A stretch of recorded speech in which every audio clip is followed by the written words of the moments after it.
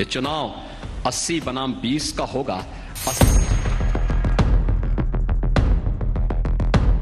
अपनी गर्दन काट करके तस्तरी में उसके सामने प्रस्तुत कर दूं तो भी वह मुझे कोसेगा ही।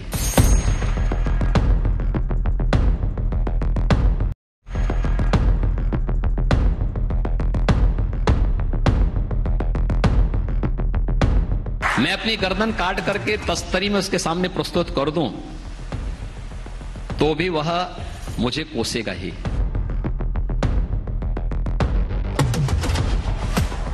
ये चुनाव 80 बनाम 20 का होगा। 80% समर्थन एक तरफ होगा, 20% दूसरी तरफ होगा। न लाग न लपेट, कोई खुश रहे या किसी को पहुंचे ठेस, मुख्यमंत्री ने बोल दिया तो बोल दिया। ये चुनाव 80% वर्सेस 20% का है। मैं विश्वास के साथ कह सकता हूं, जो गलतफहमी के शिकार हैं और अंक गणितीय आंकड़ों को प्रदेश में थोपने का प्रयास कर रहे हैं, मुझे लगता है किसी गलतफहमी के शिकार होंगे। ये चुनाव 80 बनाम 20 का होगा। 80% समर्थन एक तरफ होगा, 20% दूसरी तरफ होगा। और मुझे लगता है 80% सकारात्मक ऊर्जा के साथ आगे बढ़ेंगे। 20% हमेशा विरोध किए हैं, विरोध करेंगे, लेकिन सत्ता बीजेपी की आएगी। बीजेपी फिर सबका साथ, सबके विकास के अभियान को आगे बढ़ाने का कार्य करेगी।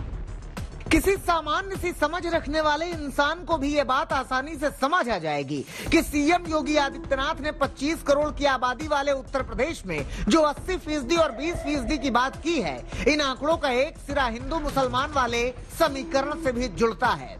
बात सिर्फ इतनी नहीं है, योगी आदित्यनाथ ने सीधे सीधे एक बात और कही है, सुनिए उसे। मैं अपनी गर्दन काट करके तस्तरी में उसके सामने प्रस्तुत कर दूं तो भी वह मुझे कोसेगा ही। मुझ पर विश्वास उसको नहीं करना है, न पहले करता था, न आगे उसको करना है, और न ऐसे तत्वों की हम परवाह करते हैं। तो सवाल यह है कि क्या बीजेपी को यह लगता है कि उत्तर प्रदेश में 19% से ज्यादा मुस्लिम मतदाता बीजेपी के साथ नहीं जाता, या वो बीजेपी को नहीं पसंद करता? एक दिन पहले ही आदर्श आचार संहिता लगी है। एक दिन पहले ही चुनाव आयोग ने सख्त निर्देश दिए थे कि ऐसे बयान न दिए जाएं जो आचार संहिता की सरहदों को तोड़ दे। लेकिन अब जब सीएम योगी ने ही इशारों में हिंदू मुसलमान वाला तीर कमान से निकाल दिया तो राजनीतिक हलकों में हलचल मच गई। सबसे पहले समाजवादी पार्टी की ओर से प्रवक्ता सुनील साजन सामने आए। उनके पास योगी के 80 और 20% वाले फॉर्मूले के जवाब में 25% वर्सेस 15% वाला फॉर्मूला था। क्या है ये फॉर्मूला, समझिए इसे। जब भारतीय जनता पार्टी के सांसद और विधायक कुटने और पिटने लगे, तब भाजपा को 80 और 20 की बात याद आई। ये लड़ाई 80 और 20 की नहीं है, ये लड़ाई 15 और 85 की होगी। जाके गड़ी तभी भी भाजपा अपना ठीक कर ले। मतलब समाजवादी पार्टी ने भी अपना फॉर्मूला सेट कर रखा है, लेकिन कांग्रेस योगी के बयान को कैसे देखती है वो भी सुनिए। सांप्रदायिकता का खुला तांडव करने वालों को उत्तर प्रदेश की जनता अब कभी स्वीकार नहीं करेगी। उत्तर प्रदेश के चुनाव सांप्रदायिक मुद्दों पर नहीं होंगे, 80-20 पर नहीं होंगे, 60-40 पर नहीं होंगे। उत्तर प्रदेश के चुनाव बेरोजगारी पर होंगे, माताओं बहनों के सम्मान पर होंगे, किसानों का जो अपमान किया है थार की मार से और खाद की कमी से, उस पर होंगे, किसानों की फसल के उचित मूल्य पर होंगे, करोड़ों लोगों को रोजगार देने के नाम पर होंगे। उत्तर प्रदेश के चुनाव में धर्म के आधार पर ध्रुवीकरण कोई नई बात नहीं है, और कौन नहीं जानता कि बीजेपी तो हिंदुत्व का सिरा शुरू से पकड़े हुए है। जैसे उत्तर प्रदेश में मुस्लिम मतदाताओं को रिझाने के लिए ओवैसी ने दमखम लगा रखा है, बिल्कुल वैसे ही। मगर योगी के बयान को मुस्लिम धर्म गुरु किस तरह देखते हैं वो सुनिए।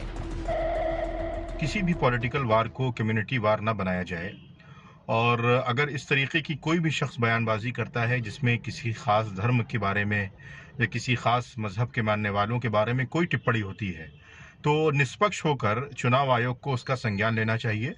और जाहिर है कि उत्तर प्रदेश में आचार संहिता लागू हो गई है। अगर इस तरीके की बयानबाजियां जो धर्म के आधार पर या मजहब के आधार पर या किसी भी कम्युनिटी को टारगेट करती हैं या किसी भी तरीके का पोलराइजेशन समाज में पैदा करने की कोशिश की जाती है, तो मेरा मानना है कि चुनाव आयोग को अज खुद उसका संज्ञान लेना चाहिए। उत्तर प्रदेश में चुनावी बिगुल बच चुका है। 7 चरणों में होने वाले चुनाव में पहले चरण का मतदान 10 फरवरी को होगा। जाहिर सी बात है कि इस शंखनाद के साथ ही चुनावी समर भूमि में महायुद्ध भीषण होगा। अभी तो शुरुआत है। उम्मीद कीजिए कि जैसे जैसे 10 फरवरी की तारीख नजदीक आएगी, ये लड़ाई और धारदार होती जाएगी। तो देखना सिर्फ इतना होगा कि इस चुनावी समर में किसके तरकश में कितने हैं तीर और किसके दल में कितने हैं वीर।